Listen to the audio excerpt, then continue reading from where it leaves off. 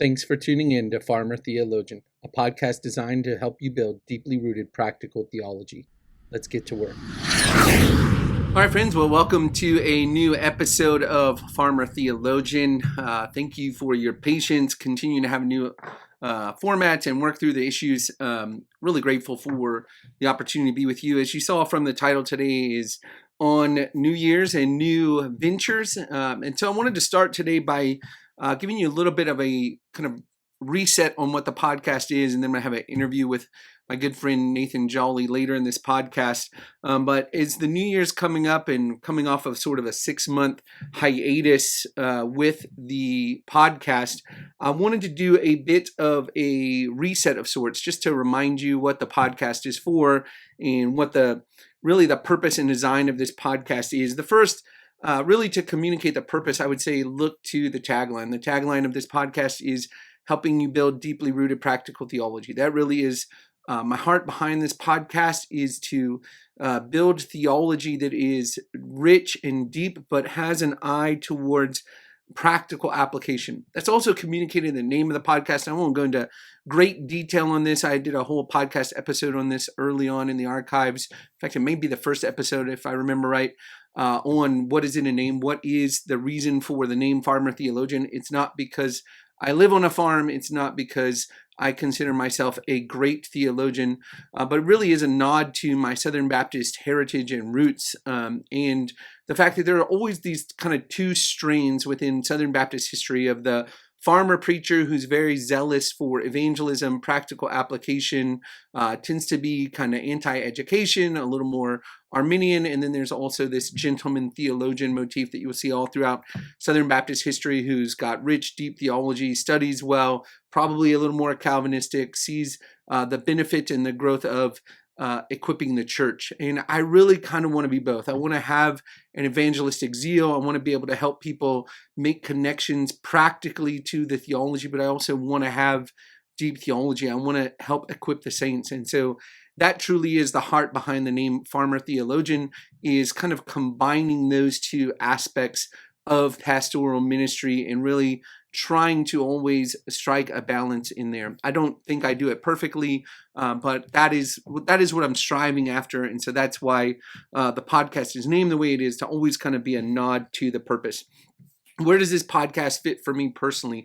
Well, the truth is, it's always going to be church first for me. I have the blessing, the joy of being the pastor of Grace Community Baptist Church in Elgin, Texas, and my local church will always come first, come way before this. I believe that's God's design. God has designed the local church to be a key means of grace for growing his people, as Colossians would say, with a growth that comes from God. And so my church is always going to come first. And really the first goal of Farmer Theologian is always going to be to serve my local church. I will pretty much always have issues facing my local church in mind as I do these, always be seeking to equip and to encourage them. If there's added on benefit to that, then I'm grateful for that. But also, you could just always expect I'm going to have my church first in mind in what I choose to talk about, how I choose to make the applications, those kind of things. Also, I see this as a good fit for that church because it allows me to just talk over things that are on my mind that maybe aren't on the preaching schedule, or things that I see that are needed that aren't dealing with the particular passage, say in Luke, which is what I'm currently preaching through, may not address something. And so this gives me kind of a soapbox to it. In fact, part of the impetus for this podcast is my friend Seymour Helligar, who has a great podcast called Pastor Soapbox. And he said it's a really good outlet for things that shouldn't work their way into the sermon because they would not apply to that text. And it gives you kind of outlet to get that out of your mind and to think through it in a ministerial, a pastoral way. And so that really is the fit of this podcast. I'm always going to focus on practical application and really like helping our profession meet our practice. I think one of the greatest dangers, one of the greatest hindrances in the church right now is, particularly in kind of Reformed churches, is that we have a great profession that doesn't always live out in practice. And every Christian should be leery of those areas in their life where their profession, their confession of theology is not matching their conduct, not matching the practice of their theology. And so my desire is to focus on that practical application of rich, deep theology. With that, I will never chase controversies for controversy's sake. I don't enjoy dealing with all the controversies that may spout up, particularly on social media. And so I'm not going to be driven in this podcast by addressing each and every controversy that comes along. If there's a controversy that I think is really a danger, particularly to my local church or to the church in general, I might address it, but don't look for this podcast to be chasing the latest fad, the latest controversy and dealing with that. That's just not really the aim. There are other podcasts that do that well, and that's their niche, and I'm okay with that. Everybody doesn't have to do the same thing I'm doing, but that's just not the niche of this podcast. So what does that mean for timing? Well, the fact is, friends, I'm just not sure the timing. I am endeavoring to become more disciplined, more consistent with these podcasts, and I will be trying in the new year to have a regular timing, a regular rhythm and schedule to these podcasts. But again, the church is always going to come first, and when church needs mean that there's no time for a podcast, there just won't be a podcast. Also, I'm quite busy. Again, pastoring a church, which is busyness in its own. I have the blessing of going down to Honduras twice a year to teach theology there. Hello to my Honduran friends and listeners. I'm grateful for you. And then working on my doctoral work, I do have a lot of busyness. So I will be working hard to make these podcast episodes more consistent, but I make no promises. I am looking for feedback, so if you want to leave me comments here on the YouTube channel, or if you're listening to this on your podcast app, I will try to monitor those. Would love to hear ideas for episodes, topics, those kind of things. I'm going to start trying to do some interviews if we can work out the technology. So if you have somebody you want me to interview you think will be a blessing to the church, love for you to put that on my radar. But again, I'm not going to be answering to just controversies and what's the hot topic. I want to do things that will bless the local church. One last thing before we get into our interview that I think is just important is we're doing kind of a podcast reset, if you will, and that is finances. There are no finances for this podcast, to put it that way. I'm not looking to generate finances off this podcast. I'm not looking to monetize it. I'm just looking to bless the local church, and so that's my aim. I do not sell ad time. I do not sell or seek sponsorships. I'm not saying there's anything wrong with that. If other podcasts do that, that's fine on them, but I just want you to know up front, just trying to be kind of open and transparent on this.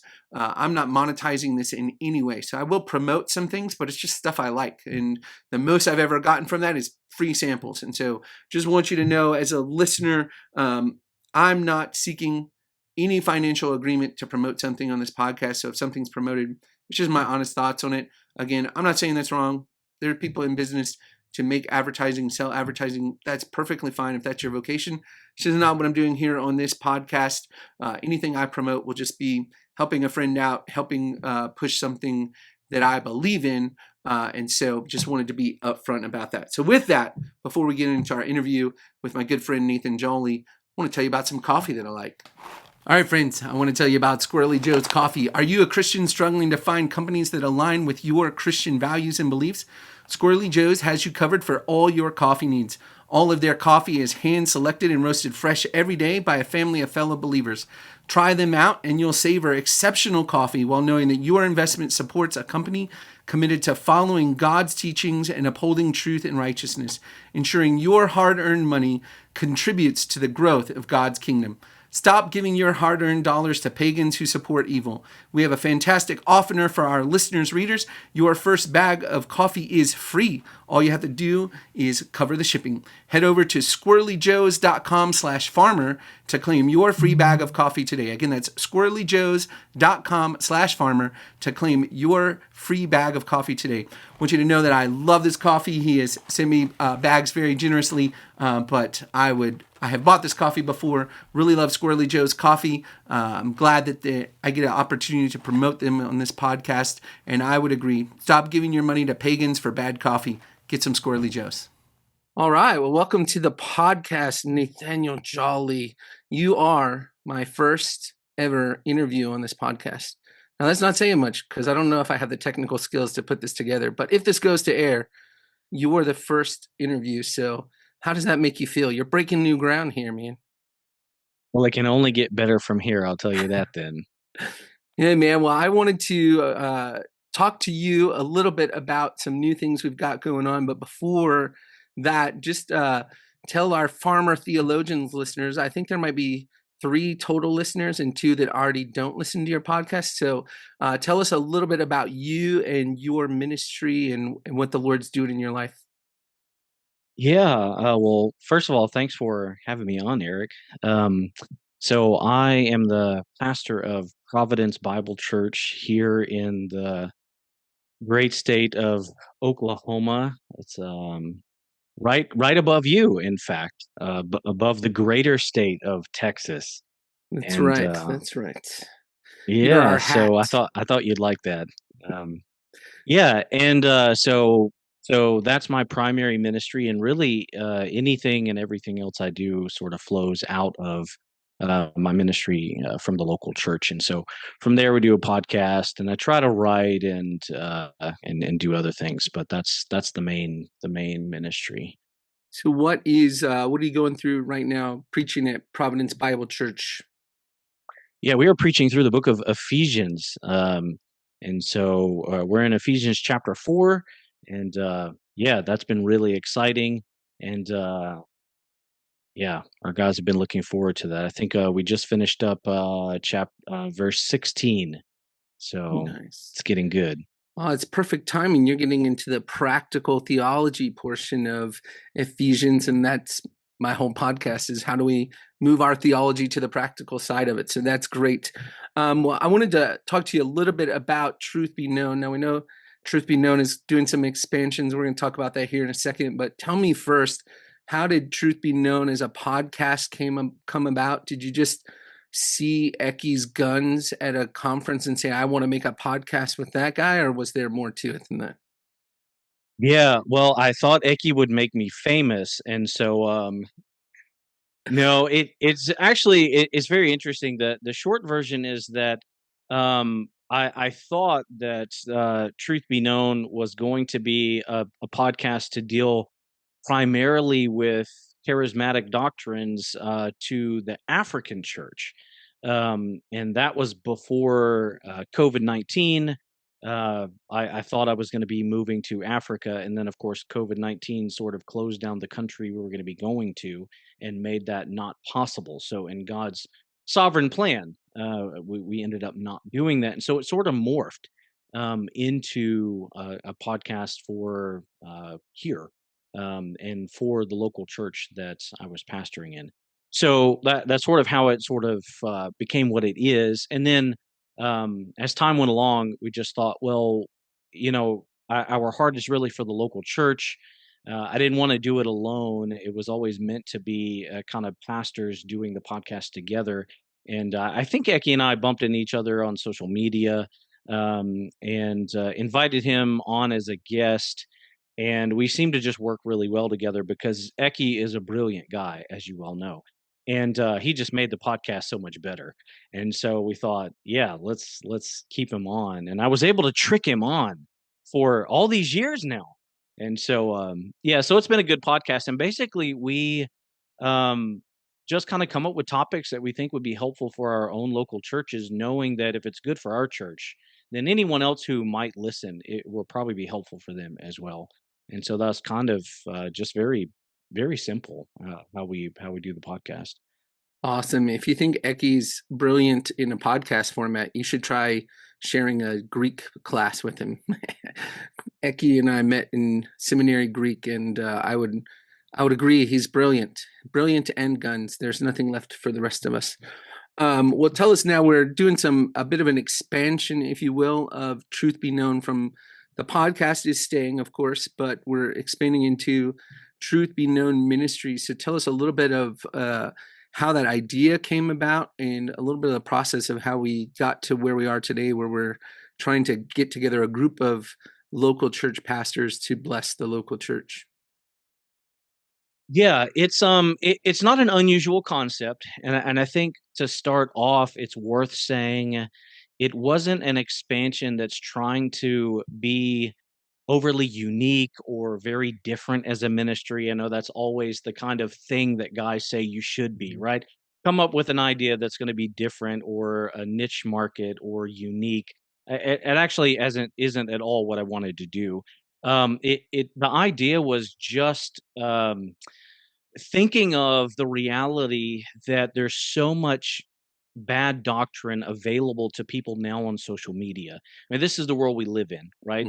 Mhm. All of us as pastors know that our people are constantly exposed to the YouTube theologians and the TikTok theologians, the guys who aren't even in local churches, many just atheists even. Who I mean, we have some now who are doing entire series on books of the Bibles who aren't even Christians. And so just thinking of all of that, I thought, well, maybe it would be helpful if the healthy church, even just small churches and local pastors, just start making their content more available publicly to sort of kind of drown out some of this false teaching, some of this bad teaching. Not trying to build a huge platform, not trying to make a big name for yourself, just to sort of drown out the bad stuff, because people are going to go online. They're going to look for teaching. So why don't we just help increase the number of good stuff that they could find? And then, secondarily, since all of our guys are going to go online, and we do want them taking in more than just what they can get on Sunday morning and on a Wednesday night, since they're going to do it already, I know for me, I would love to have just one more resource to be able to say, here, guys, go to this website. There's 8, 10, 12 other guys who are solid guys. They'll have some variances in some areas, but these are faithful brothers. They're safe. Listen to their stuff. Go here. And that way they're not having to just surf through YouTube, and maybe they get something that's healthy, maybe they don't. We just want to be another resource, for really our local churches, and then just anyone out there who the Lord may bring across our path. So that was kind of the idea. Yeah, I think there's two real keys there. Like one, we're not looking to build large platforms. I mean, I want a large pulpit on my church platform, but other than that, not looking to build too much.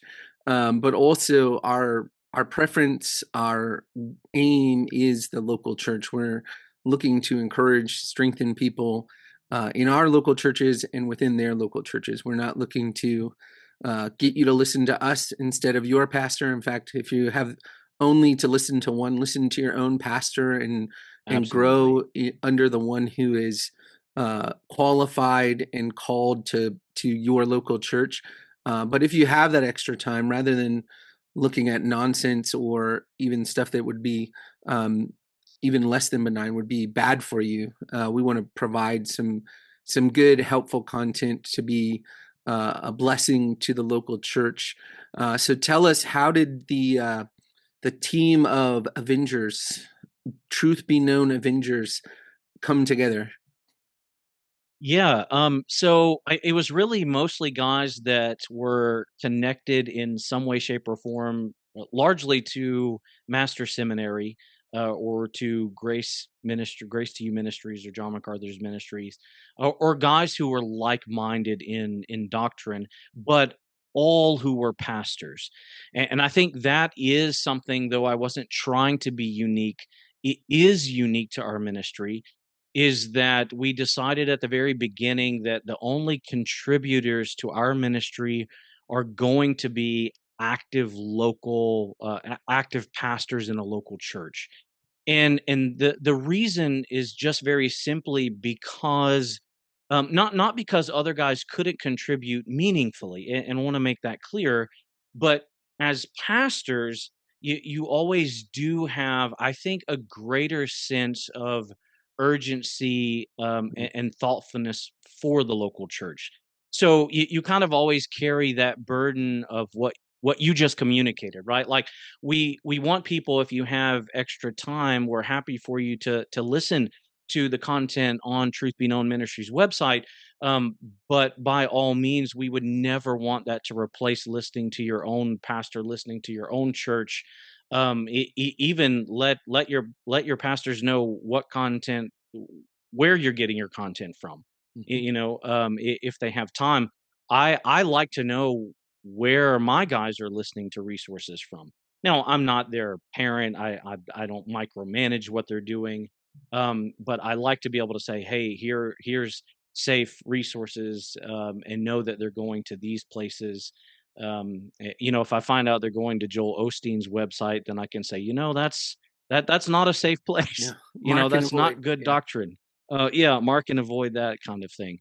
Um, so they were all local pastors. They were all faithful men, and it's interesting, they're not all of us have, um don't all share the exact same theology in every minute area, but we're all on the same page in the major doctrinal areas, and we have slight minor differences, but none of those are issues that would cause any issues in the local church, and all mature men who I think you could listen to, and gain wisdom and grow spiritually. So that was kind of what I was looking for, and I think there are, oh goodness, as soon as I say this number, I'll leave someone off. But 6 or 7 of us now, and we're looking to kind of grow that number in terms of contributors. And we're not really heavy on advertising, which is why if you're listening this and you're like, "Oh, I didn't even know there was an expansion." Well, surprise. surprise. Yeah, so there is, and we need to get better at that, but that's because we don't have a big budget, and we want it to kind of be more organic, to use that term.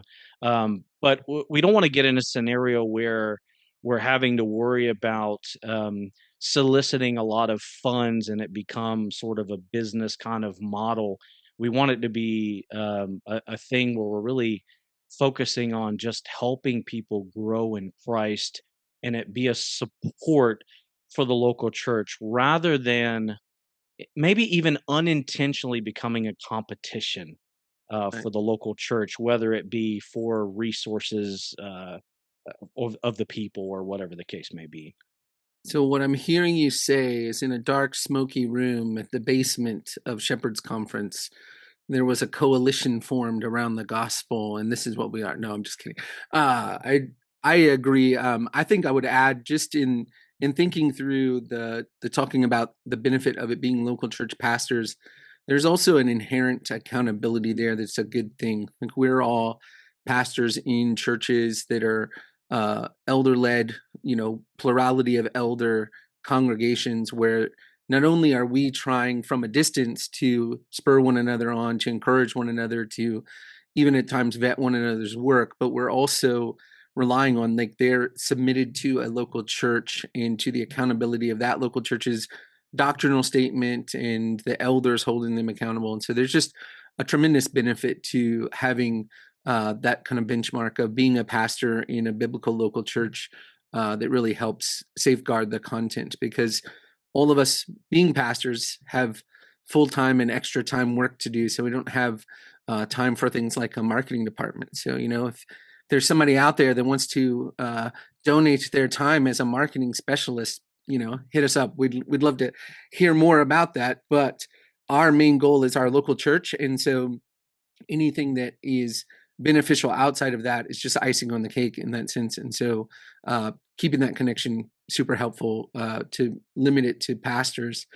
So what do you think is kind of, if we look, say, 5-10 years down the road, what is the goal? In fact, I just preached this past Sunday, encouraging my church to think about, we looked at the parable of the talents. What does well done look like in your life, right? And I somewhat stole that idea from my friend Reagan Rose at Redeeming Productivity. He encourages people to write a well done statement. Like, what does well done look like in the particular area of your life that you're trying to grow and improve in? So 5-10 years down the road, what does well done look like for Truth Be Known Ministries? Yeah, that's a great question that caught me really off guard. So there you go. That's my But job at Grace to You. 5 years of writing questions. That's one of my yeah. tricks.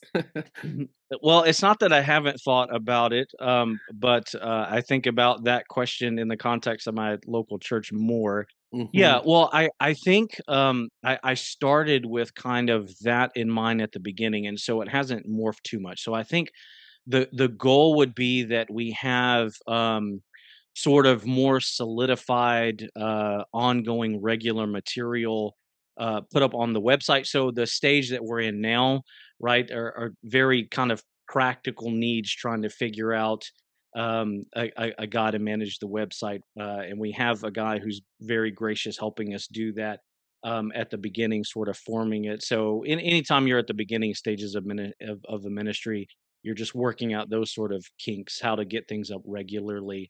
I think that's our challenge being local pastors.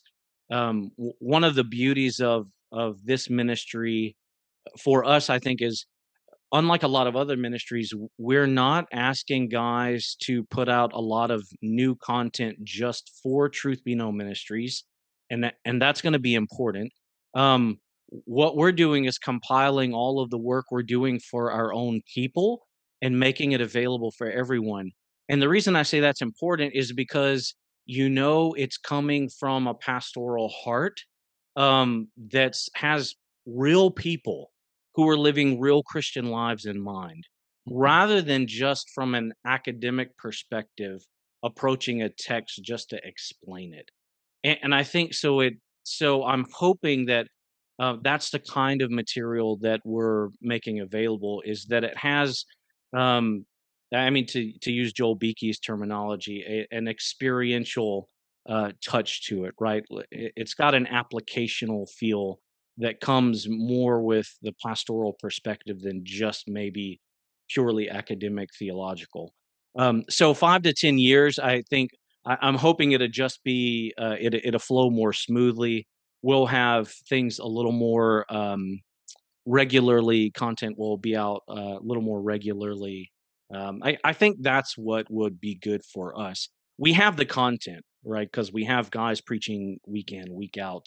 We all write to some degree fairly regularly for our people. It's just getting those things in a row. I don't know if that's what you were asking, No, but that's good. Yeah, I think the best thing for us to strive towards is just be doing faithful work, right? If we're faithfully pastoring our same local churches 10 years from now, praise the Lord for that, and putting out content that will help the church. I like Beakey's terms, but I like mine better: deeply rooted practical theology. So there you that's what go. we want to strive for um, in our own individual lives and pastorates. And like you said, we're just collecting that together to be a blessing to others. So, well, thank you for your time, sir. I hope this will go out live soon, maybe tomorrow. We'll see. But I appreciate you being my first guinea pig interview here on the podcast, and look forward to seeing what the Lord does with Truth Be Known, with Providence Bible Church, and the Lord bless you, my friend. Well, it was a blessing, brother. Thank you. All right, friends, thanks for tuning in to this episode of Farmer Theologian. Come back next time as we all continue to build deeply rooted practical theology. One more thing before we close, friends. If this episode has been an encouragement or a blessing to you, let me encourage you to do two things. The first is to pray for me. I know that I cannot do this in my own strength, so I greatly appreciate your prayers. And the second thing is share this episode with a friend. And then come back next time for another episode of Farmer Theologian.